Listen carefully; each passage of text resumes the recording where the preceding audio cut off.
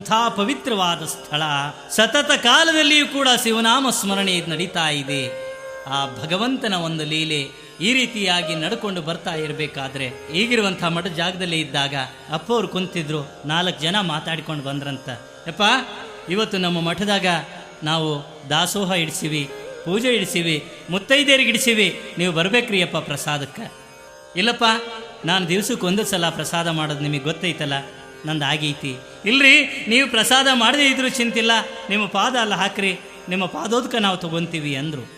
ಆತ್ರಪ್ಪ ನಿಮ್ಮ ಮನಸ್ಸು ಯಾಕೆ ನೋಯಿಸೋದು ಅಂತ ಹ್ಞೂ ಅಂದರು. ಎಲ್ಲ ಗೊತ್ತಿತ್ತು ಸಿದ್ಧಾರೂಢ್ರಿಗೆ. ಸಾಯಂಕಾಲ ಹೊರಟರು ಅವ್ರ ಮಠಕ್ಕೆ. ಈ ಮಠದಾಗಿದ್ದ ಶಿಷ್ಯರು, ಯಪ್ಪ ನಾವು ಬರ್ತೀವ್ರಿ. ಬ್ಯಾಡ್ರಪ್ಪ ನೀವು ಬರಬೇಡ, ನಾನು ಒಬ್ಬನೇ ಹೊಕ್ಕಿನಿ ಅಂದರು. ಇವರು ಆ ಮಠಕ್ಕೆ ಹೋದ್ರು. ಯಾವ ದಾಸೋಹನೂ ಇಲ್ಲ, ಮುತ್ತೈದೆಯರು ಇಲ್ಲ. ಇವರು 4 ಮಂದಿ ಶಿಸ್ತು ಕುಡಿದು ಬಡಗಿ ತಯಾರು ಮಾಡ್ಕೊಂಡು ಕುಂತಿದ್ರು. ಸಿದ್ಧಾರೂಢ ಬಂದ ತಕ್ಷಣ 4 ಮಂದಿ ಸಾಕಷ್ಟು ಹೊಡೆದು ಇವನ್ನ ಸಾಯಿ ಹೊಡೆದು ಬಿಡಬೇಕು ಅಂತ ಕೊನೆ ತೀರ್ಮಾನಕ್ಕೆ ಕುಂತಿದ್ರು. ಹೋಗಿ ಹೊಡಿಬೇಕು ಅನ್ನೋದ್ರಲ್ಲಿ ಇಲ್ಲೊಂದು ಆಶ್ಚರ್ಯ ಏನು ಅಂದ್ರೆ, ಅವ್ರು 4 ಮಂದಿ ಏನಿದ್ರಲ್ಲ 4 ಮಂದಿನೂ ಸಿದ್ಧಾರೂಢ ಕಂಡಂಗೆ ಕಾಣಕತ್ತಿದ್ರು.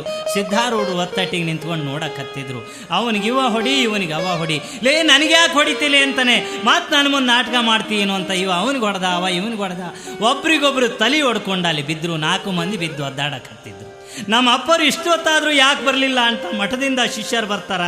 ಆದ್ರೆ ಅಪ್ಪವ್ರು ನಿಂತು ನೋಡೋದನ್ನು ನೋಡಿ ಗಾಬರಿ ಯಾಕತ್ತ. ಏನಪ್ಪ ಇದು ಅಂದಾಗ, ಇಲ್ಲೇ ನಡೆದೈತೆ ನೋಡಪ್ಪ.